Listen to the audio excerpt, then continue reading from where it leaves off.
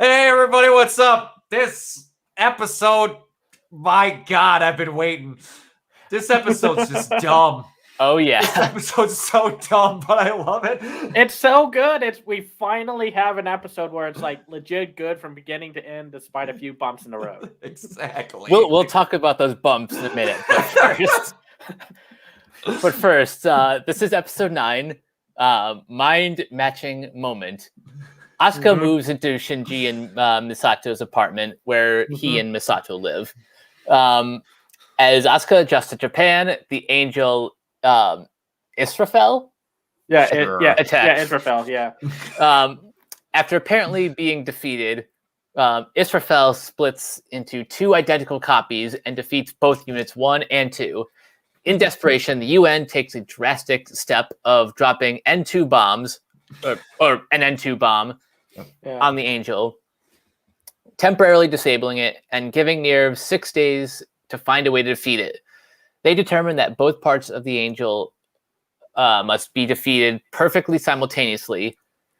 So, on Kaji's suggestion, Misato puts Shinji and Asuka in a training regimen which has them spending as much time together as possible in order to synchronize their actions to pull off a coordinated dual attack set to a timed dance routine. Asuka and Shinji do not take well to such close conditions, however, and the training is almost deemed a failure. Nevertheless, Shinji and Asuka eventually learn to put aside their differences and are able to pull off the routine almost flawlessly, destroying the Angel. So let me start off with saying that it's not even a minute into the episode and already it's thirsty. Oh, yeah. Gosh. And then it's a full couple of minutes of being just thirsty.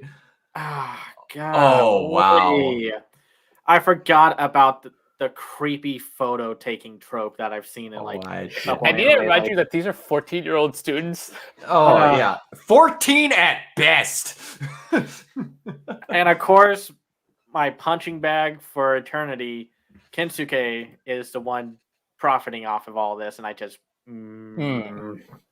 Yeah. Why are they friends with one another again?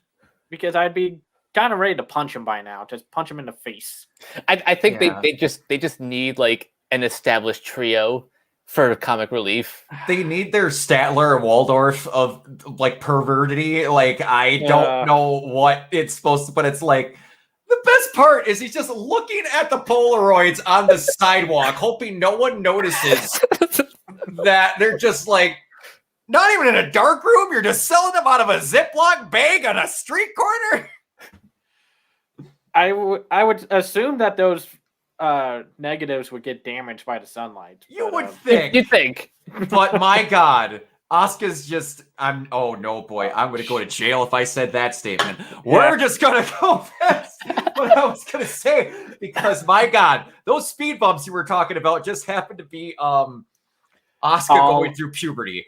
Well, first off, this is a turning point for Asuka. She's still very headstrong as a character, and it's to a nauseating degree for pretty much the first half of the episode. It is a turning point, but towards the end of the episode, since it kind of feels like until what I'm assuming is episode 16, it kind of feels like these episodes are more or less standalone. Yeah, they are. So the ending, it kind of feels like a sitcom ending where she kind of regresses back into her usual bratty self. Yeah. But I will agree, up until the ending, this is a turning point for her. It's like her best and then but it starts with her at her worst. And I do like some of the little character beats, like when Reyes is trying to read and then Asuka's shadow comes over the book and then she just tilts to the side slightly, just like, oh God dang it. Yeah, exactly. Also, the character when she's in that exact thing, the best part, and I crack up. I had to pause the video. I was laughing so damn hard when you see Asuka standing up on that thing, and there's just a football stadium worth of people on the escalator behind her watching them talk. Oh gosh. It's like, It's just like there is a whole horde of other girls in that room that they take the pictures of while they're changing. But apparently the only two with reproductive organs are Rey and Asuka because they're the only two they care about. Oh gosh. No, and this episode is a lot funnier than previous ones. Oh, it's hilarious. It's probably one of the funniest that I've seen so far. I love like the interaction between Ryoji and what's her name, Ritsuko. Yeah. And then it says like, you can't go that far. There's a stubborn-looking crab looking at looking at us. Oh my god. This definitely feels like one of those episodes where the money accounting went into like this episode, because the expressions and like the comedic movements for some of them is great in this episode. Oh yeah, just the theme of them reminds you all this is military training to take. Again, one thing that I just love about this show, that they never act like it's the stupidest thing on the planet. All right, the giant building-sized death machine has been thankfully immobilized for 3 days to 6 days so we can figure out a plan how to destroy it. How many times are we going to do that? Enough. Thank God this always happens. Gosh. First of all, I love this angel, Israfel. First of all, I love that like it comes out of the water kind of going like, "Boom! Yeah, I'm a new angel." And second time we've seen an angel come from the ocean this time. Yes. Well, I think it's the second time. I forgot when the third one with the squiggly laser beam arms came from. But first of all, I love that the big diamond angel is still being deconstructed and torn apart, apparently. Oh yeah, that's right. Yep. Or they could have just reused that scene because they needed something to fill the void, but who knows? Never. And I remember loving this angel because it felt like one of the few times where the angel kind of got an upper hand on the Ava units, just being like split in half, which that sequence where Asuka jumps in the air and slices it in half. Great. Yeah. And then it's just like, oh yeah, no, this is not a problem. And then splits into two. And then we end up with both of the Ava Unit 1 and 2, like legs upwards, like deep into the ground, like Looney Tunes poses. Yep. I mean, granted, I wish they had the animation budget to show what exactly happened. Yes. But it's also kind of funnier that you don't know exactly what happened. I just imagine them getting like tombstone pile drivered into the floor and then they're just walking away. It's like, that's exactly my what shift is over. Yeah, exactly. It's just like, dealt with you. Oh, wait, there's a big bomb. I guess we'll rest for a while.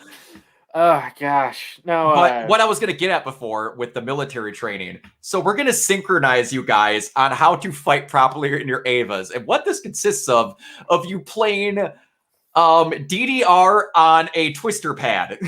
Oh, gosh, the DDR thing. And she thinks she got fired because she's moving in, first of all. And then, yeah, go ahead. What kind of logic is that? You got fired, so it's like you failed also. Yeah, exactly. Technically, you would be fired too. Yes. And thankfully, the thing only split into two. Yeah. Keep in mind, thankfully. But then also, it's like, you traitor. You're dating her now? You're dressed up like a couple. You're sleeping with the enemy, literally. I'm just like, guys, come on. Those two just really need to get their heads out of the gutter. Golly, it just keeps reaffirming my theory that Konosuba was made because of these kind of characters. So you're not wrong. No, or like how not to summon a demon lord or what have you. Just the ones that take the piss out of those kind of characters. But I would have been fine with the DDR thing. I get it. You need to be perfectly synced to be good at DDR. The 80s the jazzercise outfits, on the other hand, and that they had to keep listening to the same song and talk in unison. Mm-hmm. Maybe it's a little goofy. It is. Yeah, it's I like. Obviously, like for story purposes, I understand like the general concept of like if we're gonna do this, then you two need to work together. Mm-hmm. But I think they just take it to like they take it to like the nth degree, where it's like, no, it's not enough that you are like perfectly in sync. You have to like eat breakfast together. You have to brush your teeth together. You basically have to be the same person. So, Mike, I have to ask your personal opinion on something. Okay. So, as uncomfortable as this episode got with the impenetrable wall of Jericho while you stare at the rather adult shot of Asuka showing just all of the cleavage. Oh gosh, that And episode. Then all of a sudden, actually, and before we get away from it too much, the fact that Ray memorized that thing in about 2 seconds always cracks me up. And this is why Ray's the best. Yeah, Ray's the best. She does what like she does whatever she needs to. Mm-hmm. Yeah, no. Go ahead. Yeah. Well, I have to ask you your opinion on how uncomfortable it got for you when not only we almost got a kiss on a sleeping, talking Asuka, but she started mimicking like she wanted to breastfeed and then said, "Mommy." How uncomfortable were you? Quite. And the ending of the episode made it worse. It's like I don't know. I've seen that reaction meme go around where it looks like Edgar Allan Poe is kind of looking at something, then he got like zooms in a little just to be like, "What the hell did I just look at?" Oh god, there's a few uncomfortable moments like that, especially with Mr. Scum. Yeah, Ryoji and Asuka. Yeah, Ryoji. Not Asuka and Misato being like, just kind of forcing her to kiss, like. Yeah, like, I get it. It's like it's complicated, but it's also creepy. And then I think Asuka was just like, I want to be the right girl for Ryoji or something, and it's just like, I know you're 14. He's like 30, maybe 40. Yeah. Don't. Yeah. It's. I mean, I get it. I get it. It's an anime thing. I get it, but come on, y'all.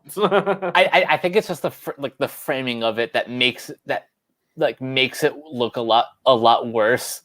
Not that it was not that it's not awkward. It's just the frame, like the way it's animated makes it look so much worse than it actually is. Or you mean that she's got both of her wrists restrained and they're making out in an elevator as she anxiously watches the ticker go off to when she can get out? No, I could, for some reason I wanted just like an awkward moment, just like the door opens and everybody's like, huh, and then the door closes. I was actually kind of expecting like a break from that, because it's like, okay, cut away. That's heavy. Yeah, but I will say the training montage makes up for just kind of the creepier moments. I love like when Shinji and Pen are waiting to go to the bathroom. They're synced and like, I can't hold it. And then the door slams into Shinji and Pen just goes right in. Yep. And yes. Then it's like Shinji falls over, and then Asuka just kicks him and he goes flying a little. Like, or then finally, Johnny Young Bosch has a great line as Toji. Oh, I guess guess the devil can cry. Yes. Yes. Yep. I was going to say that was one of my favorite lines. Yes. He's something else. And no, it's like go ahead. No, I got nothing. Go ahead. No, it's like why can't some of the show be like this? I mean, like, it can be surprisingly funny. Like, I still get a huge kick out of like the previous episode where Shinji's looking at Misato being drunk as hell in the morning, and he's just kind of like, okay. Yep. No, this is one show. So far, I like the show the most when it gets to have a sense of humor. I like it the least when it's all dull, depressing, and Shinji has the opposite of a spine. I'm just not going to respond to that statement. This one thing I do have to say though is this is one show where I watch it where they were clearly on a kids TV show. It wanted to tell a very adult thing until the creator, name is slipping my mind, what was it? I got it. Yeah, keep talking. Yeah, and he was like, all right. Yeah, where he wanted to go. All right, I have the idea for the show and what I want to do. It's all this sledgehammer level of subtlety Christianity thrown in with these giant mech fights and all this other stuff. And then I just have a feeling that every now and then they got a call and they went, "Hey, kids TV show, kids." Hang up the phone, and then we get this, and then like we had Groundhog's Day last episode, and then like a nuclear reactor, and then we get this, and then it's just like the tone, and like again, like most shows, like you got the same thing, like Death Note, it's the same type of thing, but they vary what happens in the plot each one. Gurren, it's just utter stupidity within their own rules every episode, except for 1 or 2 where it gets serious. This one is, you almost get a different anime every other episode sometimes. Like, it's weird. No, it's whiplashing back and forward. Yeah. And then we get to the fight, the final fight, where I'm sure a chunk of the animation went into, budget went into. So yeah, I felt the money in that fight. Well, first off, it's a lot of fun seeing like with the music and them synchronized with their weapons and fighting in Israfel, and it looks so good. It's probably the smoothest it's ever looked, like in terms of like certainly, like outside of like Unit 2's reveal and the Berserk sequence. And I do love that they throw, like, I guess it's a new weapon where they throw those 2 pillars down and then it cut Israfel in half. Yeah, like, I've never seen that before. Yep, that's new for this episode. And then they end with like a double Kamen Rider kick into the gut.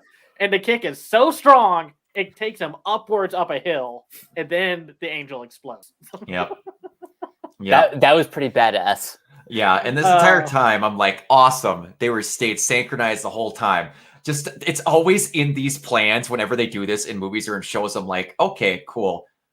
What happened if the thing doesn't behave the way you want it to? They're just lucky it did. And then one goes to the left slightly, and one of you Looney Tunes into the ground again while the other one is fighting, and you're like, oh, well, hoping we can blow it up again for 3 days and try again next week. Well, it just reminds me, it's just like the higher ups keep telling Nerve or whatever you pronounce it, like, we don't like spending the money on you guys, and yet they still have enough to launch a boatload of missiles and a freaking N2 bomb on them again. Yep. And okay, it's like you kind of have to turn off your brain for that kind of thing. You do. You have to realize that that's just how governments are, though, too. I'm not going to get into politics, but over the past few years of just the United States, it's like, we don't have money for certain things. $1.9 trillion. Hold on. We got this somehow. We got this somewhere. We just got it laying in the couch cushions. We forgot about that cell phone in the back. It's fine. But no, this was one of the best episodes in a while, honestly. No, it's like after the goofy, rampant misogyny of like the episode with the we're going to replace the Ava unit to the we had no money, so let's go experimental indie with the 4th episode with Shinji running away from home. To this, it was like satisfying. It's that Appa meme from Emperor's New Groove where it's like it just hit just right. Yes. And then it was funny with the whole like hologram thing with the phones when they're talking like bickering at one another, and then Asuka's hologram actually whacks Shinji. Like I don't know how that works, but that's a pretty solid hologram. It is. It's one thing that I've talked with Mike about before, that when they do it in serious shows, it bugs the piss out of me. Yeah. Like the greatest example I can think of is an Arrow. There's a scene where Felicity is being talked to by her like evil twin in her head that used to be a hacker, and the evil twin that does not exist knocks the book out of her hand clear across the room in real life. I'm like, okay, that's not how reality works. But this was an anime, so it's stupid, so it's fine. This is like one of the only times where breaking reality is like par for the course. Yeah, exactly. Yeah, no. No, this was a good episode. It was like really satisfying to watch from beginning to end, and I didn't have I loved the episode with Asuka getting introduced, and we get to fight that giant whale shark angel or whatever. But it's like there are always little moments that kind of took me out of it, like the fact that it's like, okay, the only weapon I have is a box cutter knife, Yeah. so I'm going to use that. Or it's like you're jumping on all these giant ships, and maybe no one's on them.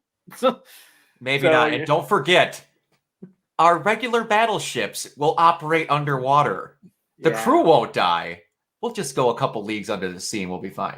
And everyone in the comments, before you get upset when he says box cutter, he is 1,000% right. It is a high-tech fucking box cutter. Like there's pretty like weapons. Like I remember looking at an image of like Ava Unit 1 with all the weapons that displayed out front. There's already stuff that like looks a little I don't know if the word is idiosyncratic against like a militarized weapon. It's like, but then here says medieval battle axe or this hunting knife, and golly, this show. No, I don't have much else to say about this episode. I thought this was a pretty good one.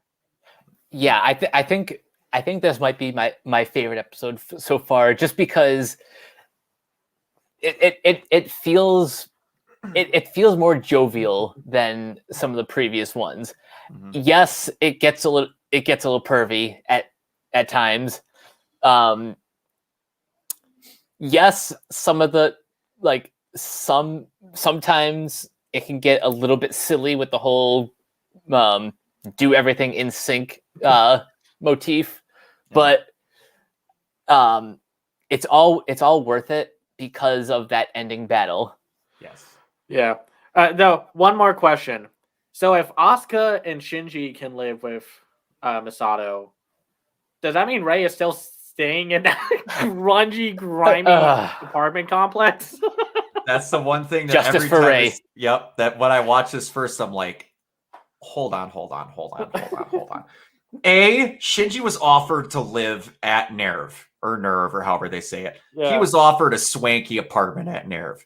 And then they're like, no, you're going to go live with Misato in her tiny apartment. Supposedly tiny, because that thing, like, area of space expands upon however many people are in the room. Exactly. It's kind of like it's like the TARDIS. Yes. Yeah. It needs small, to be as big as it needs to be. Yeah, it's small, but it's also huge. Yeah, and then all of a sudden they're just like, no, Asuka's going to be wherever. And then all of a sudden they're like, no, Asuka's coming here too. And then Rei just comes over to visit, and no one asks, why does Rei live in the crack den? I mean, I know there's something up with Rei and whatnot, but golly, just give her like a nice swanky apartment nearby. I don't care. Yeah, she has her reasons. Come on. There is reasons, and there is something up with her, but it's just like they're never like, she won't work as a person if she doesn't think she's worthless. So stick them on like the bad side of town, apparently. So no one's gonna come after her. That's fine. No. But yeah, so Mike, you're stock in the show. I have to ask after each episode. It's positive this time. Yeah, we're trending up. We're trending up. All right, good deal. We'll see how far that goes, but because like I said, there's stuff that, like, again, around 16, the plot goes different because we're out of money. Oh, okay. Oh, God. Also, guys, I don't give a shit we're on a kids TV show. Let's get into it. Oh God, it's gonna be. That's what I finally hit over. It's yeah. No, it's. I know we keep making fun of the fact that Gainax is about to lose all their money for some of these projects, but it just keeps reminding me of that fourth wall joke from Chowder, where it's like, "Oh no, we lost all the money. Do you know what this means? The kitchen's going to shut down. Worse." And then it cuts to all the voice actors sitting down in front of their mics. We ran out of animation budgets. Yes. And what did they do to get it back again? They do a car wash? Yeah, that's what it is. Yeah, that's what it was. I couldn't remember.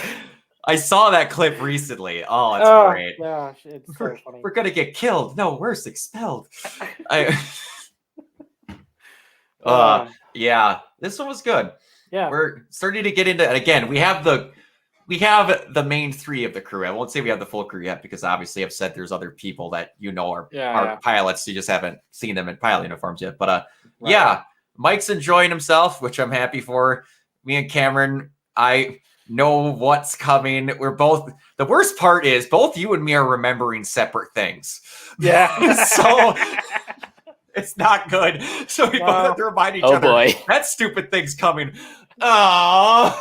I know exactly what's coming next, and I remember liking this next episode, but also kind of hating it for a lot of reasons. So we'll get into that when we do. Yeah, so. but all right. Before we get into that, Cameron, where can everybody find you? You can find me on twitter.com/CamsEyeView, where I post mostly random thoughts about animation and then my frustration with the fan base. You can go to my website, camseyeview.biz, where I do written reviews called The Other Side of Animation. I co-host the Renegade Animation podcast for renegadepopculture.com. And I have a Patreon at patreon.com/camseyeview. That's where you can find me. All right. Mike, where can they find you? So you guys can find me on Twitter at CaptainK42. Check out all my quick thought reviews on letterboxd.com/CoachK42. Find me in all the various Facebook groups just at my name. You can check out Renegade Pop Culture on Facebook and Twitter at Ren Pop Culture. You can check out all of our podcasts, including Renegade Animation, on Anchor, Spotify, Apple Podcasts, wherever you listen. And last but not least, check out renegadepopculture.com. Need an escape? So do we. Yes, and this is this me referencing this is a time flux of all sorts of things. This is being recorded halfway through us uploading Gurren. I think we're on episode like 23 right now, or something like that. I finally got a wild hair at my ass about getting them all edited early because I normally edit them the week before it gets up. And I was looking for title cards for the YouTube videos, and our review of episode 15 came up just in the searches on renegadepopculture.com and the Google searches, and I was just kind of like, it's there. Our baby's in Google search. We made it. It was awesome. Woo! Yeah, that made me feel really, really good. But you can find me everywhere at Organoid Zero. Twitch, YouTube, obviously you're here. And mostly I've become almost kind of a permanent co-host on the Renegade, in the, oh boy, I forgot the name of the podcast. Renegade Arcade. Yeah. Renegade Arcade. Yeah. Oh, wow. I've had a long day, people. But yeah, Renegade Arcade with Tyler and Kiona. So you'll mostly see me there, but I'm on some other stuff. We're planning something where you might see more. That's all I'm going to say, but I'm pretty excited about it. Kiona's got some ideas. So we will see you guys next time. I still got nothing to say for this one. Get in the mech, Shinji. See you later.